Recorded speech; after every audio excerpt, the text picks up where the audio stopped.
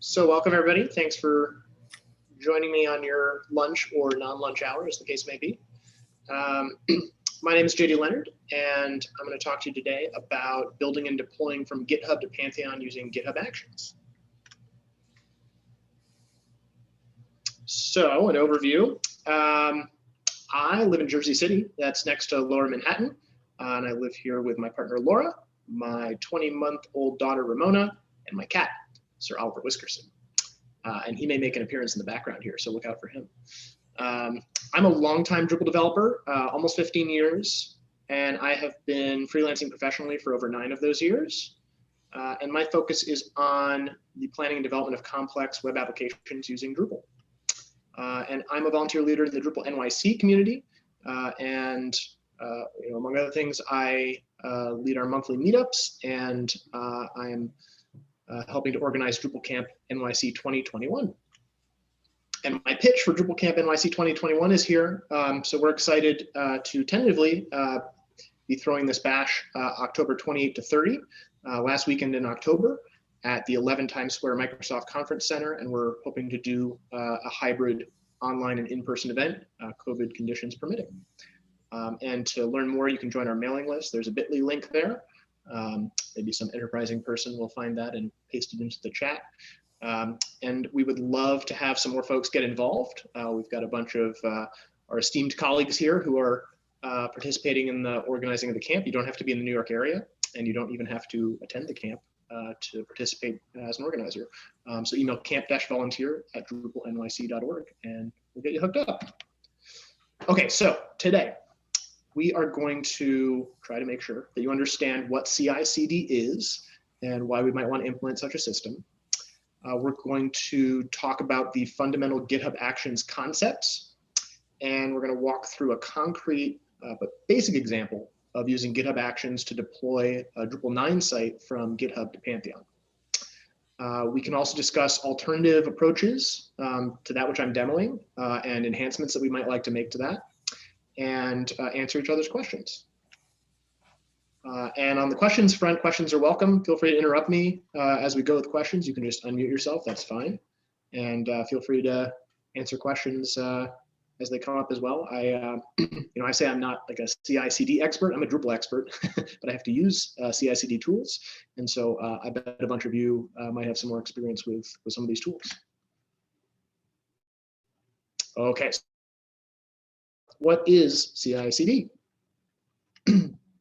So CI/CD, this is lagging here. Okay, so CI/CD. So the CI stands for continuous integration. And you can think of that as the process that begins when a developer pushes commits to a centralized shared source control repository.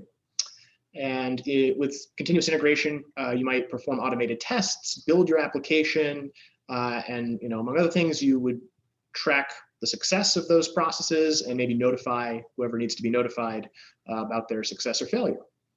The CD can stand for either or both of continuous delivery and continuous deployment. So continuous delivery being when you're packaging your application such that it's ready to be deployed. And as part of that step, you might actually do a deployment to a non-production environment. Well, it just depends how you define your terms here. And continuous deployment is the process of actually deploying your application to wherever it's going. So the term continuous implies that there's no human intervention, and it's kind of more of a theoretical goal than something that is frequently achieved in many cases. The lines can be blurry. Every organization just kind of has to do what makes sense for them. So let's look at just a simple example. And this is not exactly what I'm going to be demoing. It's just to kind of highlight some of the concepts here. So JD here commits some code changes to a feature branch in my local Git repository. And then I push those changes to a central repository up on GitHub. And a CI system, we're going to talk about GitHub Actions, kicks off automated tests. And then depending on code review process, maybe I open a pull request and have somebody review the pull request, or the CI system could open it automatically. Opening that pull request could result in the CI process doing some more work potentially. Update the pull request with the status of those tests. And if the tests pass, then the CI system might automatically merge the pull request, kicking off more automated tests now that it's merged. And maybe that's in the develop branch, or that merge could be manually triggered, as is commonly the case if the organization wants a little more control over what's getting merged when. So then if the tests pass in that develop branch where you've merged in your feature branch, then the CD system could potentially automatically package and deploy that application, deploy it to a non-production environment, maybe up in the cloud for user acceptance testing and whatever else needs to be done before it's ready to be deployed to production. So when all that manual testing and whatever process need to take place are done, somebody hits a button and that application is deployed to production. Of course, you want to be making backups and things as part of that process. So that's like a very high level example of how you might want to use CI/CD system for an application. It doesn't have to be Drupal, just in general. So as I mentioned, every organization has different needs and priorities. If a CI/CD example that you come across, whether it's the one I'm presenting or something else you find online, it might not work well for your team, but chances are you can tweak it to work well, for your needs. And that's part of the goal, I think, of this, is to show an example, and maybe it'll inspire you to try it out and tweak it and get something that works well for you. And most teams would benefit from having a CI/CD system in place. It's definitely a best practice, but as we know, best practices are not always followed, but there are good reasons for them. A consistent build process reduces human error, which is good. You can improve developer efficiency by automating more of the tasks. Same goes for testers and business owners. And you can reduce the time to actually deploying something, sometimes thought of as the mean time to repair if it's a bug fix, right, that you're trying to get out there. So a few reasons why you might want to use CI/CD system. Okay, so some examples of CI/CD systems. There are a lot of them out there. This is just a few. Bamboo, Circle CI, CodeShip, which I've used, GitLab CI, which I've used, Google Cloud Build, Jenkins, Microsoft Azure Pipelines, TeamCity, and Travis CI. These are some of the most popular ones. There are a ton of other more specialized or more niche ones out there. And honestly, I don't think it matters so much what you use, so long as you find something that works well for you and your team, a good balance of cost and functionality, reliability. So, go explore and find something that works for you. But if you're just starting off and you want to start somewhere relatively easy, I think GitHub Actions is a good place to start. And that is, of course, what we're here to talk about. So what is GitHub Actions? So obviously it's a CI/CD tool, and it's GitHub's. It's GitHub's native CI/CD tool. So a lot of those tools you saw on the previous slide, you can use with GitHub, right? They integrate as a GitHub app. You authorize them against your repository, and they can do the same things. GitHub.com has a sort of slight advantage there in that it's already there, so you don't have to go through that step, and you don't have to have a relationship and a billing agreement with another provider. So I think that lowers the barrier to adoption relative to some of the other tools. And GitHub Actions has a generous free tier, so 2,000 minutes a month, minutes being the time spent processing your workflows, which we're going to get to. And if you have an open source project, so a public repository on GitHub, there's no cap. So you can have unlimited minutes, which is fantastic. And I think, I haven't evaluated it in the last few months, but I think GitHub Actions is some of the most generous free tier. Some of the other tools have cut back on their free offerings. And so GitHub Actions, the way you actually use it is you configure it via github.com, log in there and change some settings for the repository, and then also using a YAML configuration that you store in your Git repository. And so we're going to get to that. Okay, so first we're going to get through the concepts of GitHub Actions. So every CI/CD tool has their own kind of terminology and how they name things and what they represent. And so we're going to walk through workflows, events, jobs, steps, actions, runners, and secrets. Okay, so workflow. This is one or more jobs It is triggered by an event, and it lives in your Git repo as a YAML file. So YAML, if you're not familiar with it, is yet another markup language, just a text file that's formatted a certain way with configuration.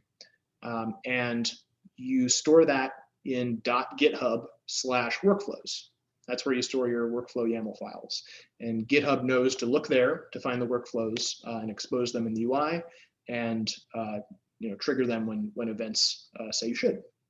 So a few examples of workflows. You could have a workflow that runs a code linting job whenever code is pushed to a branch.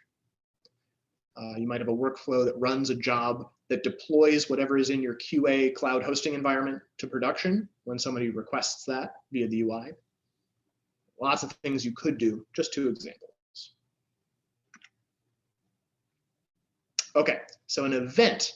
So the event is an activity that triggers the workflow, and you define the event to trigger a given workflow in that workflow's YAML configuration file. So some examples of events. Code is pushed to a branch matching a pattern. So if you had feature branches that are named a certain way and you want certain behavior to take place just for those feature branches, you could do that. Or if a pull request is opened, or if somebody in the GitHub repo manually requests that the workflow be triggered. And we'll look at an example of that later. Or you could do something like, if you're using the issue tracking system in GitHub, you could run a workflow if a label run tests, for example, is applied to the pull request. You can do all kinds of things, and GitHub Actions can be used for not just CI/CD, but they can be used for automating anything that's happening on GitHub. So you could automate your issue tracking system in GitHub. When you add a label, then it sends an email to somebody or whatever you want it to do. It's a very flexible tool. Yeah, okay, so GitHub Actions supports lots of event types. There are lots and lots and lots of event types, and they're all documented on GitHub's Actions website, which you can Google and poke around, but very powerful, lots you can do there. Okay, so a job. So a job is one or more steps executed by the same runner. It allows data to be shared among its steps. It executes those steps in parallel by default, or you can have them executed in sequence if that makes more sense for your use case. And you define the jobs as part of that workflow YAML file. So examples of a job that performs a code linting step, and if that step succeeded, runs another step to build the project, like using Composer install, for example. And so that's an example where you're not executing the steps in parallel, but in sequence. Or you could have a job that performs a code linting step at the same time as running the step to build the project. So same concept, but you're running the 2 steps in parallel as part of the same job. Okay, so a step. So this is kind of the minute unit of work that's done here. So it's an individual task that runs commands as part of a job. And it can either be an action, which we'll define a little later, or a shell command. And it's defined again in the workflows YAML, nested underneath the job. So examples, you could have an action so these examples are kind of shared between actions and step, because the step is just use this action, basically. So you could run an action that checks out the Git repository, very commonly used, because in your cloud running environment where these actions are taking place, you haven't actually checked out your Git repository yet. So you have to check it out from the Git repository where you actually want to use the data from. You could run an action that executes PHP code sniffer configured for Drupal to check coding standards.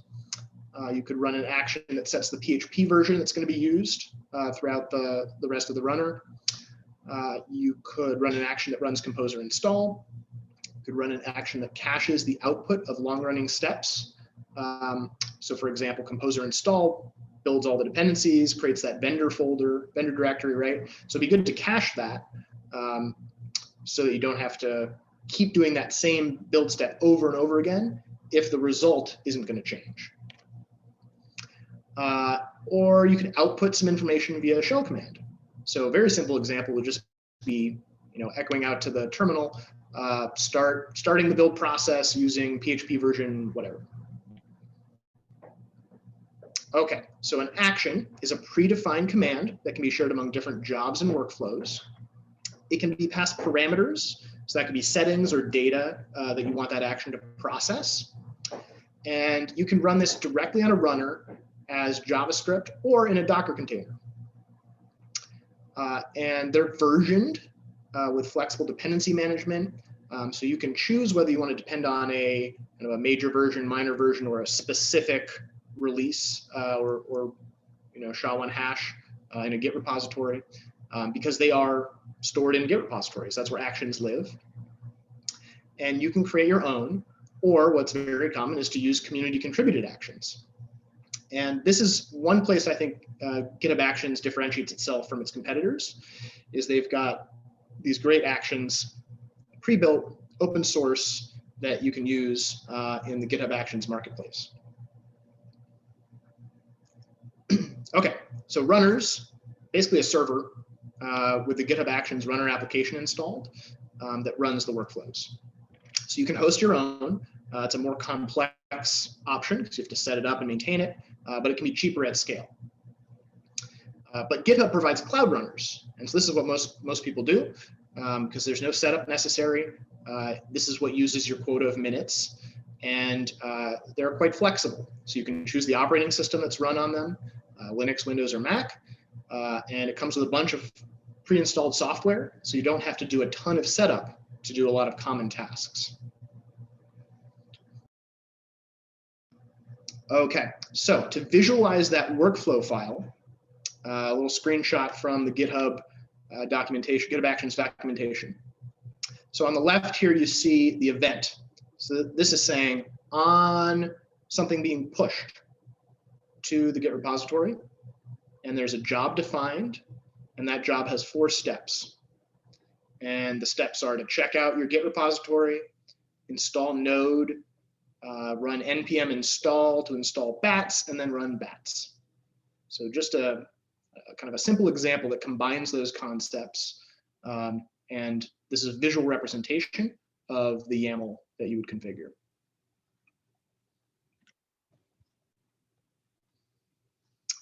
Okay, so I think this is our last definition, secrets. So secrets are repository level or organization level environment variables. And this allows steps to securely access and use sensitive data.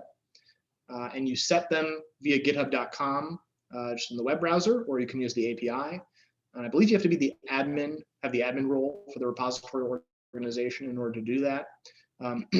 And one nice thing is if you specify a secret there, and in your logs that value is output, it'll automatically be redacted so that that value is not being saved anywhere, so long as you're not transforming it and kind of doing some other things. But there's also a process where you can register variables that you transform and set as secrets so that they get redacted in the logs. So a few examples, SSH key, you might need an SSH key to deploy to a remote cloud environment, and you need your CI/CD tool to have access to that. Maybe API credentials to integrate with some third-party system, or it doesn't even have to be sensitive data. So it could be something like the URL to a remote Git repository to which the step will deploy. That in and of itself is not a sensitive piece of information, but it's something that you might want to store at the repository or organization level so that you don't have to modify it everywhere where you're using that, that same workflow. Okay, so those are the definitions. So before we go on, I just wanted to pause and see if anybody had questions about the concepts. Next, we're going to talk about what we're going to demo, and we're going to demo some things, and some things will become a little clearer, but if anybody has a question, feel free.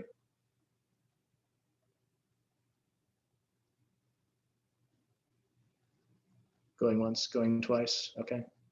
All right, so what are we going to demo? We're going to demo a few workflows. These are workflows that I have implemented for multiple clients, for the most part in the same way, and they're fairly simple, and they work fairly well. But they certainly can be improved upon, as I'm sure you can imagine. So the first workflow I title CI except main. And this is triggered when code is pushed to any branch except the main branch. And this runs 2 jobs in parallel. It runs some Drupal coding standards checks using PHP Code Sniffer as one job, and the other job performs some validation and then runs Composer install to build the project. For some clients, that job 2 would also, run npm install or npm build to build front-end assets as part of the build process. And when we run Composer install, we do cache the output, and that's keyed on the content of composer.lock. And that ensures that if you let's say you make 2 different commits and or 2 different pushes you put up to the Git repository. So the first push, you've upgraded a dependency, right? So composer lock has been regenerated. There's a new value there. So when you push it up, it'll build the project, do composer install, and it won't have cached output to rely upon. However, maybe the next change you make is just a typo in your code, right? So it doesn't affect composer. And so there's no point in rerunning that same composer install process. And so by doing a little work to cache the output, you can save some time, which can be valuable when you've got a limited quota of minutes to use. It also speeds the process up, which is helpful. Another workflow, deploy to dev. So this is triggered when code is pushed to the main branch.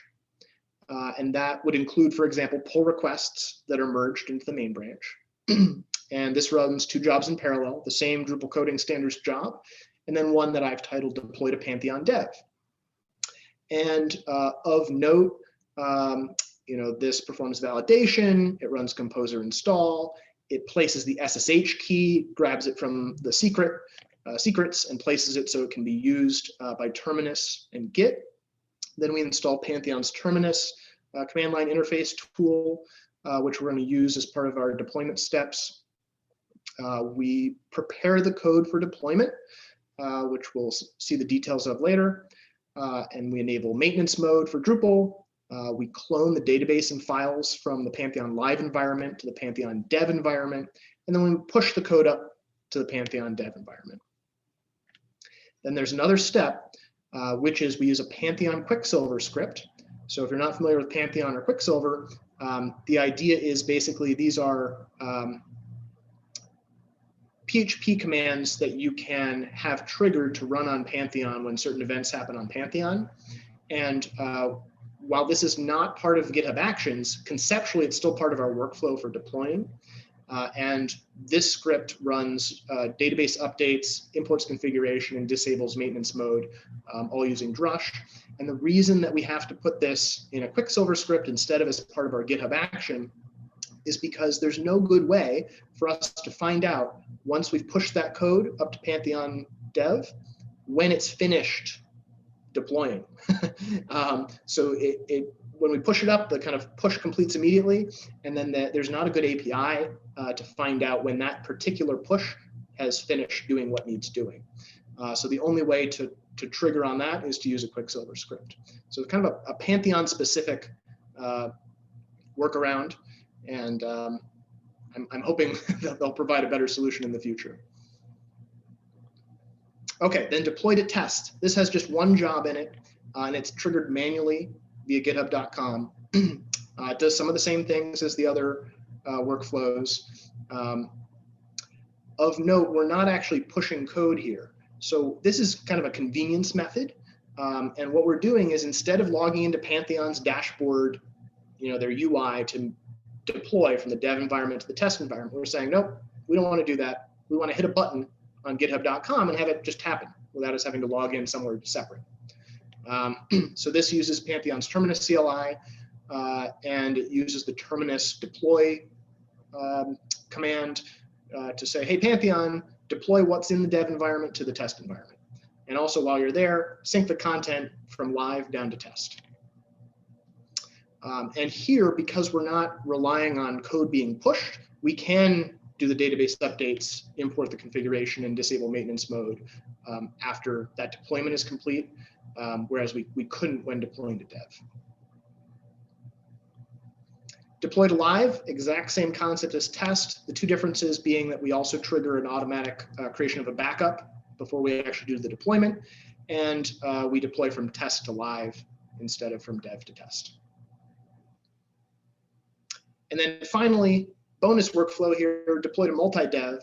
So Pantheon supports, beyond their standard dev, test, and live environments, any number, as long as you're willing to pay for them, cloud environments.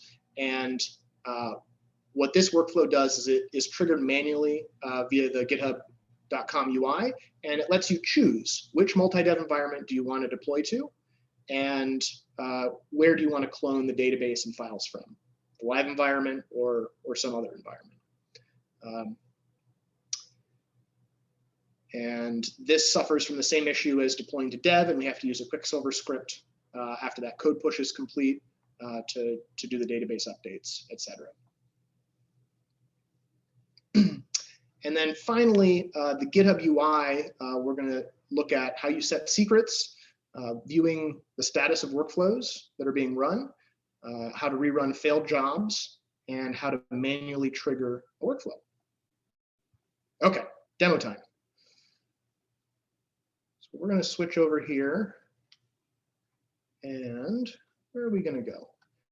We're going to go to, actually, let's look at, no, we're not going to look at the YAML yet. We're going to do something. So we're going to go to the code. We're going to create a new branch. Can I do that here? Maybe, maybe not. That's okay. We'll just make a silly change somewhere to kick off one of these deployments. So maybe I'll do that in settings.php. And I'm just going to add a new line. Obviously, that has no effect, but what it does do, I'm going to create a new branch. Here we go. What it does do is it commits a change, which will trigger our CI, to go. So, all right. So we've created we're opening a pull request here for the branch that we just created with that simple little change. We're going to create the pull request, and you can see now it says some checks haven't completed. So it has the Drupal coding standards job and the build job from that CI except main workflow running. You can see the coding standards actually just finished. So we have a green check mark there. And so we're still waiting on, oh, there we go, the build finished.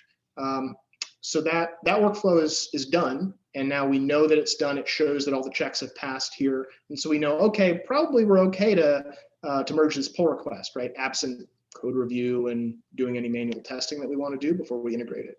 But I want to show you the detail of those checks and the log output that you get to see. So if I click on show all checks to get back to this little interface, there's the details link for each. So if I go to Drupal coding standards, details, this will take me to basically the output. It's like a terminal. It shows you the output of all the steps. And so you can see this is the name of the workflow. Drupal coding standards is the name of the job that was run. And then these are the steps. And setup job and complete job are just kind of built in, and they do whatever GitHub Actions needs to do.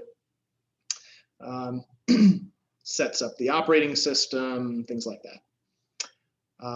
Okay, so the first step we have here actually uses an action called PHPCS Drupal action. This is the code sniffer action. And if we go in here, we'll see that it's setting things up. We didn't have to configure very much. We just kind of say, hey, I want to use this action. Here's a Drupal install. Maybe we point it to the directories we want to be sniffed, for coding standards, and then it does its thing. So it's doing whatever it does, pulling down, building, and that's the prep kind of step there. Then we check out the Git repository. So we're using a GitHub action, community action that's just called actions checkout, and all that does is pull our Git repository down into the runner. Then we actually run the code sniffer Drupal action. So it is using a Docker container under the hood. I don't have to know anything about Docker. Just that's how that action works. And there were no problems So there was kind of no additional output here, really. And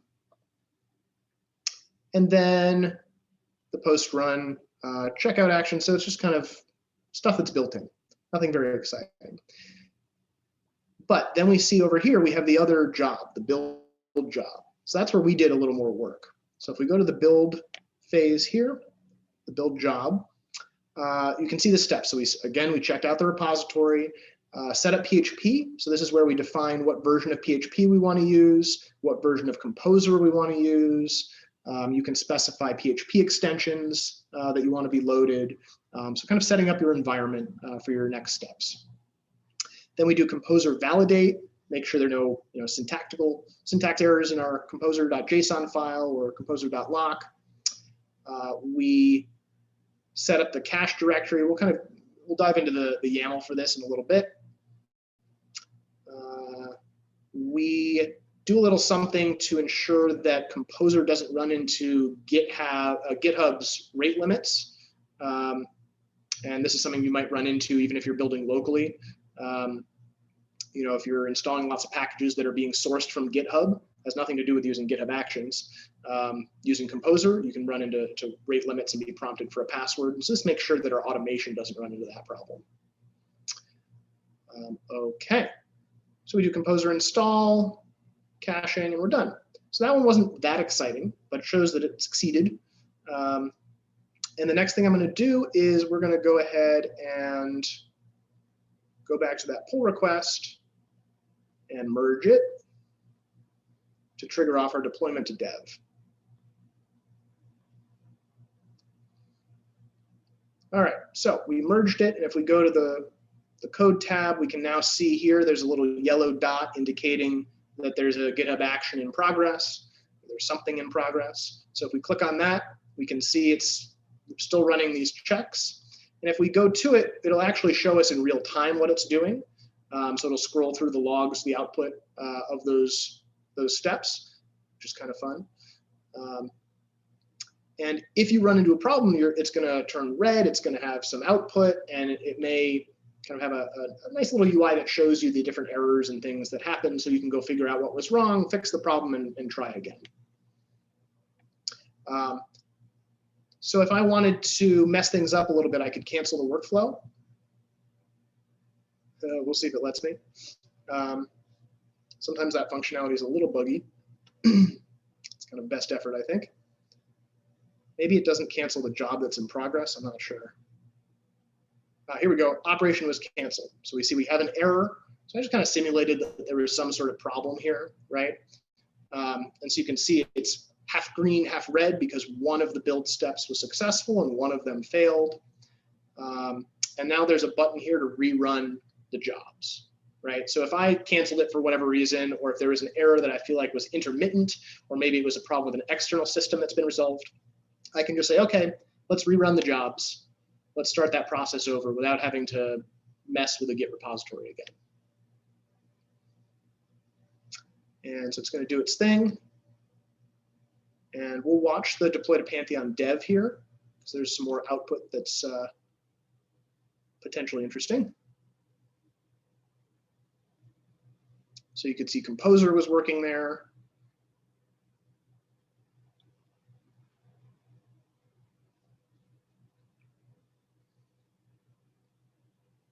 It's probably going a little too fast to take much notice, but you get the idea. It's the same kind of thing that you'd be doing if you're building locally. You're just doing it in the cloud in an automated fashion. So we enable maintenance mode. So this is using terminus drush command to run drush directly on Pantheon.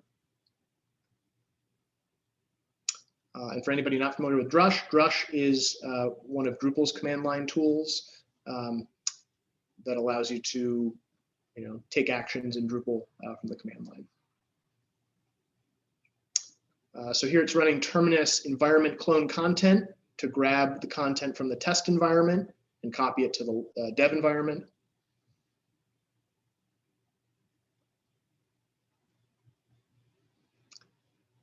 And now we're pushing the code up to Pantheon dev.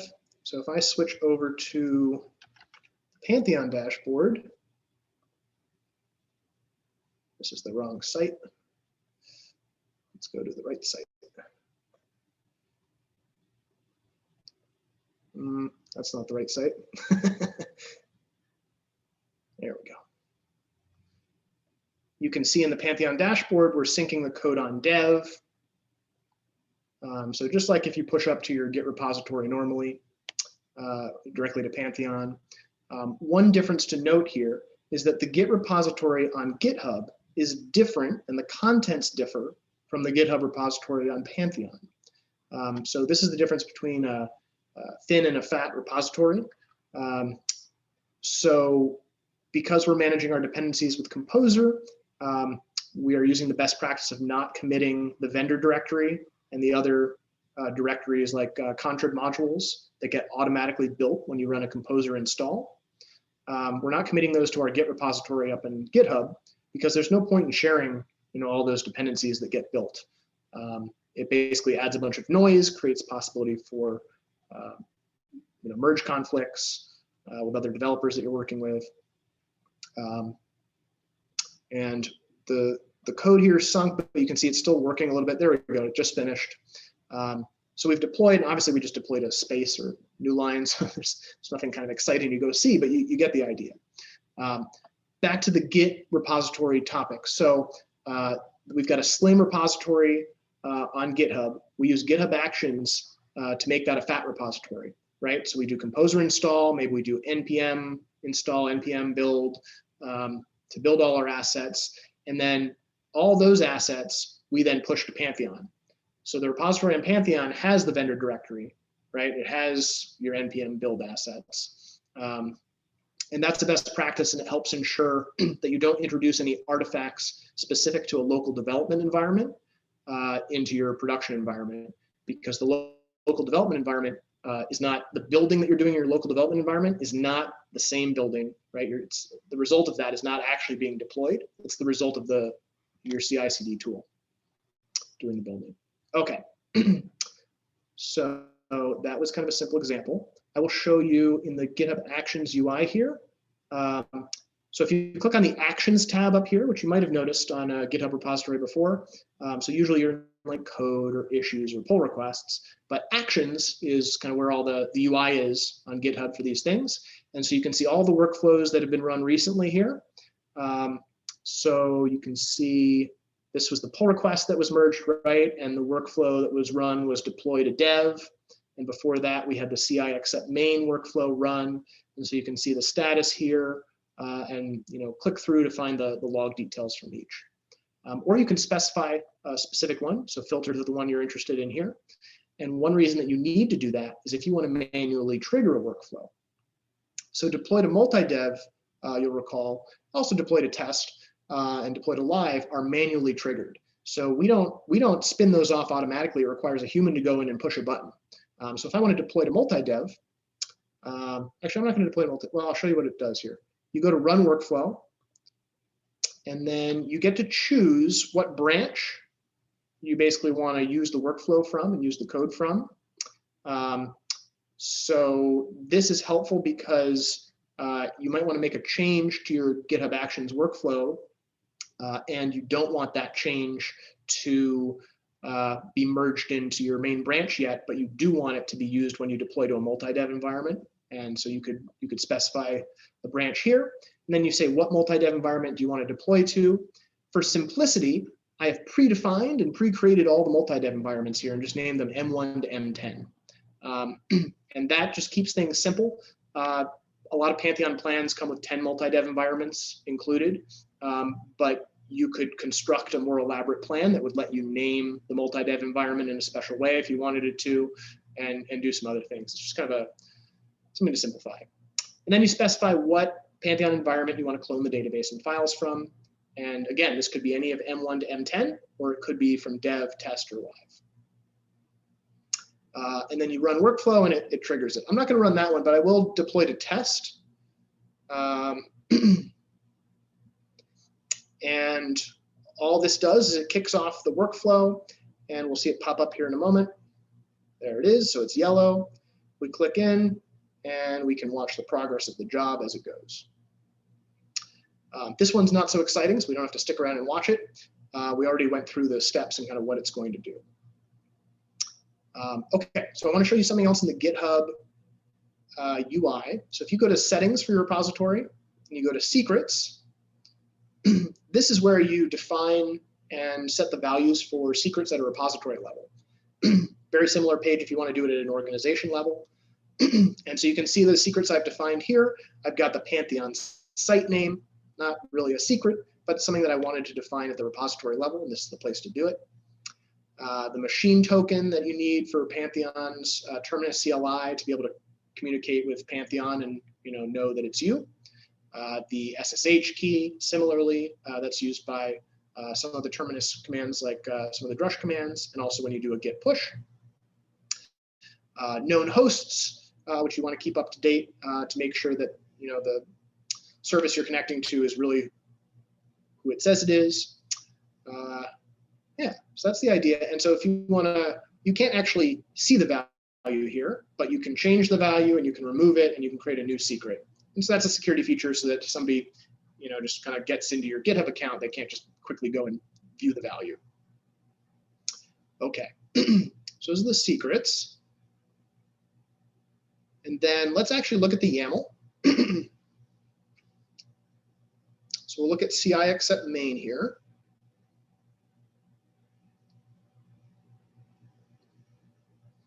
I'm going to take a drink of water. Any questions in the meantime?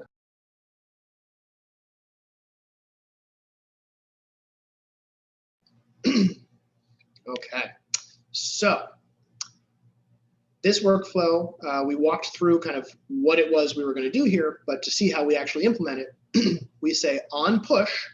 So when code is pushed to the repository, then we're going to trigger this workflow. But we're not going to do that if it's the main branch that was pushed to. We define an environment variable that's specific to this workflow, and we name it PHP version. We say 7.4. And then we define our jobs. So we've got two jobs. We've got the code sniffer job, and we've got a job called build or deploy. And if we look at the code sniffer job, we give it a name. We say we want it to run on Ubuntu Linux, the latest version, that's available on the GitHub Actions platform. And we define the steps for that job. So we've got two steps. One is to use this action checkout, which checks out the Git repository. And one is to use this action that runs code sniffer with a Drupal configuration. So that's all we did to get code sniffing of our custom modules and themes working with GitHub Actions. I guess the only other thing we did was we do have to define the code sniffer configuration file, but that's anytime you want to use PHP code sniffer, that's just a file that you would stick in the root of your repository or and would be automatically referred to. Okay, so the next job is the little beefier one, build or deploy. And we define our steps here. We check out the repository using that same action. We set up PHP. We pass in an environment variable that is scoped to just this step, the composer token, where we pass the GitHub token. So the GitHub token is a token that's created when you run the build process, run the GitHub action workflow, and it provides the same, it provides write access to your Git repository, and it's needed by some actions to do whatever it needs doing. They might not actually need write access, maybe they only need read access, but you do need to pass that through so that the action can do what it needs to do in some cases. And then we pass a parameter, PHP version, and we pass the environment variable we defined earlier. And that's just kind of how defining environment variables and passing parameters works with actions.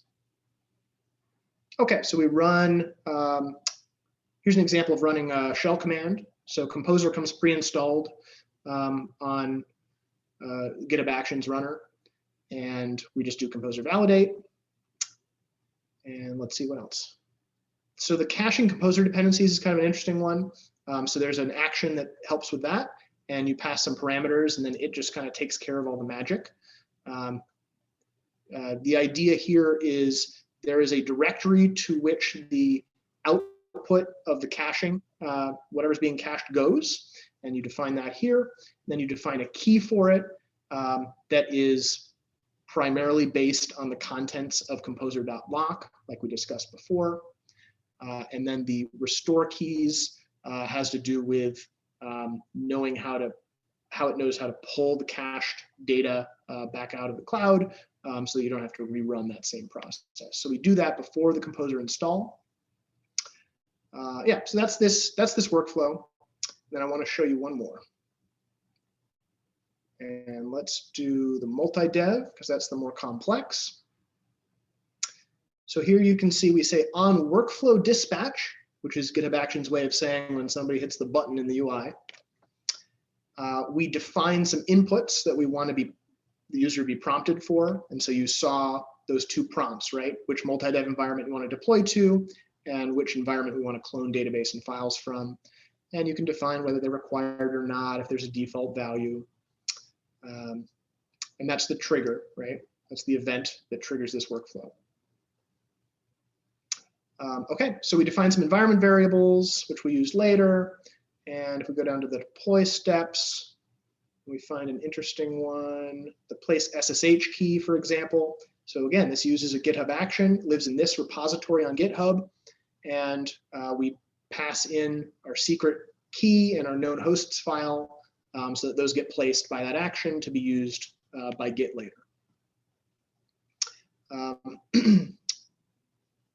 And the prepare code for deployment step, which I kind of glossed over before, this is a very harsh way of doing things. It's just a quick and dirty way.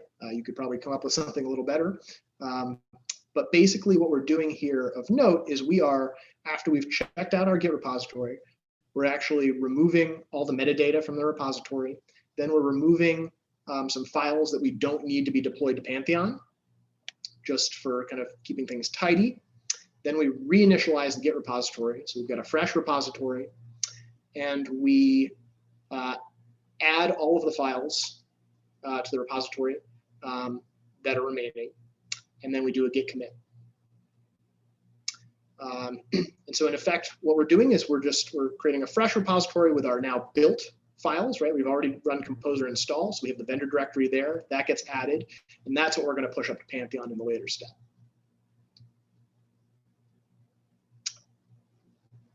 Okay, so I think that's probably about it for the demo, unless I've forgotten something. So I didn't have a chance to show you a kind of an error situation on GitHub Actions, and I could engineer one in the background here while you think of some questions. But thank you for listening, and would love to hear your questions, your experiences, what CI/CD tools you use, and what you think you might do next. So if you, once you start this up, you have to do all the typing in here. This doesn't come preloaded from something that you're showing us right here? No, so I wrote this, Okay.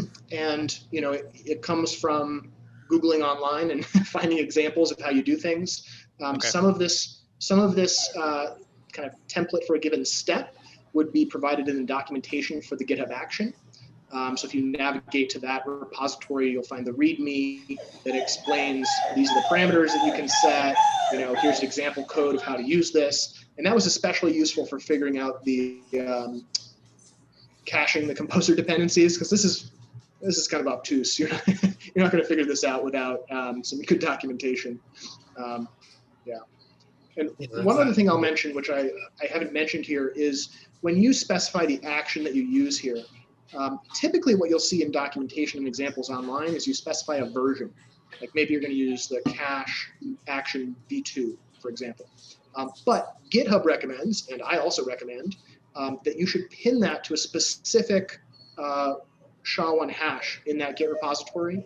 And the reason is because otherwise, if that repository is compromised, write access to that GitHub action repository is compromised, a malicious actor could insert code, retag the release with the same release version, and basically insert code that you were not expecting into your action that does who knows what. So this is a security hardening technique. Always best to navigate to the release that you want to use, grab the SHA-1 hash and use that instead. And so that's why I specify with a comment here the version for that release, but I use this ugly thing in front. And GitHub Actions has been in the news recently for security breaches, and some of it's related to this.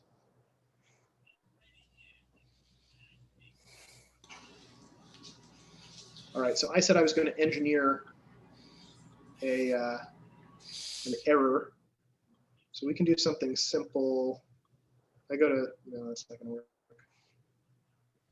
Do I have anything in here? This repository doesn't really have anything in it.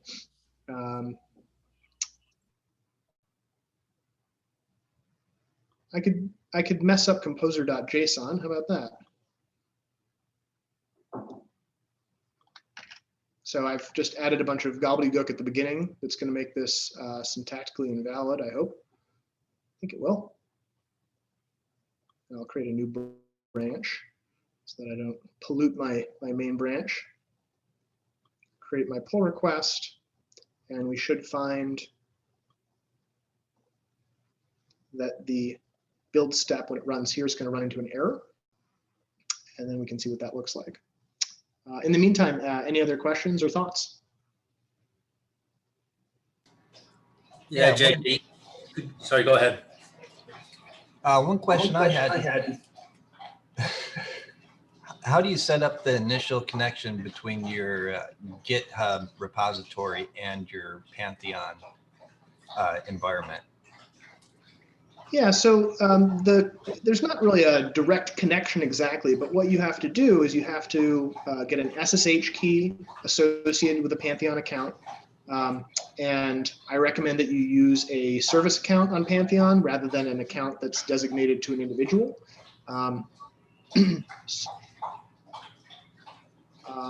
Let me see if I have it set up properly here.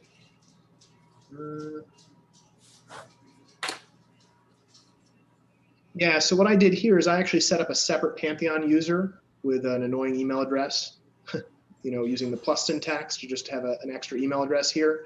The reason for doing that is the SSH key and the Pantheon terminus token that you need to do these deployment steps basically grant access to anything that user can do. So you want to be careful here, because if you have access to multiple sites on Pantheon, you don't want to be inadvertently giving, let's say, one site access to another site, through GitHub Actions because you're using a token that's shared across those accounts. So if you have a Pantheon account that's specific to the repository or to the site that you're deploying to, and using that Pantheon user, you generate the SSH key and you generate the terminus token, and then you add those as secrets to your GitHub repository. Then the script will use those secrets to connect to Pantheon as that service account to perform the actions. Okay. All right. Thank you. You're welcome.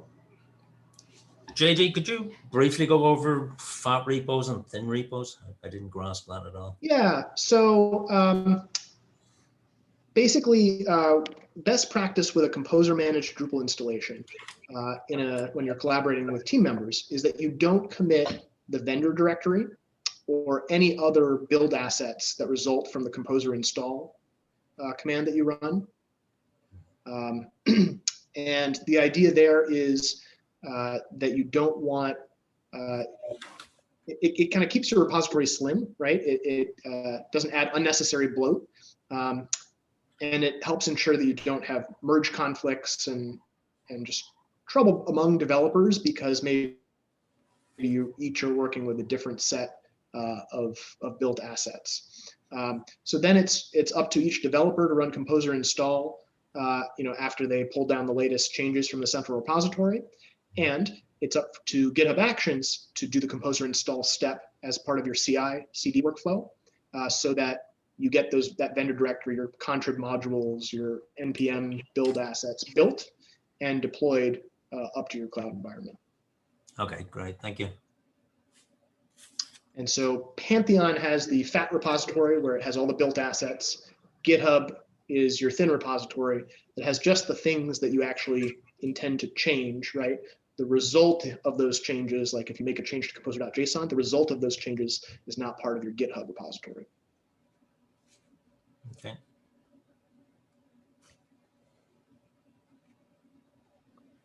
So back to our failed build here. So you can see here, this step failed, right? We can go in and we see the output and it says composer.json does not contain valid JSON. And so if there were another build step sequentially defined after this one, as opposed to in parallel, that would not proceed. So you have the flexibility to define what steps are dependent on other steps. So you can actually come up with more complex workflows with multiple dependencies, so that you're not doing unnecessary work, or you're not doing things that you really don't want to happen if there's a failure. And so if I go to the Actions tab, I will see that in the list here that this workflow failed. And I can click in and kind of get back to this interface. And then there's this concept of annotations at the bottom here, where it actually shows all the errors from all the steps. And you can click through to see more details. So it's a great interface for seeing build problems when they come up, and also helping make others aware that there are build issues. So it helps with that kind of team communication aspect as well. So I think we're about at time. Probably have time for one more question if anybody has one. Are these going to be the recording going to be posted back on the Slack for Esteemed? Yeah, I'll go ahead and post the recording on Slack, and it'll go out in the weekly newsletter today if I'm able to get the high definition video uploaded. Sometimes it takes 3 to 4 hours to upload the HD video, but yeah, you'll definitely see them before Monday. And I'll provide a copy of my slides and a link to the repository that I demoed here, so you can clone that and play around on your own. Pull requests are welcome if you want to make an improvement.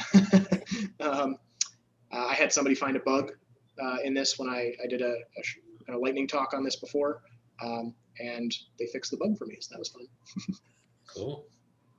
Well, I might hit you up with some questions. I have a client who's actually using Pantheon, so I just updated their site to Drupal 8 from Drupal 7. So I might have some questions. Sure, absolutely. This would be a good practice case for me to use it on. Very good. Well, thanks everyone. That was great. Thanks, JD. Thank you so much. Thank you. Have a great day, everyone.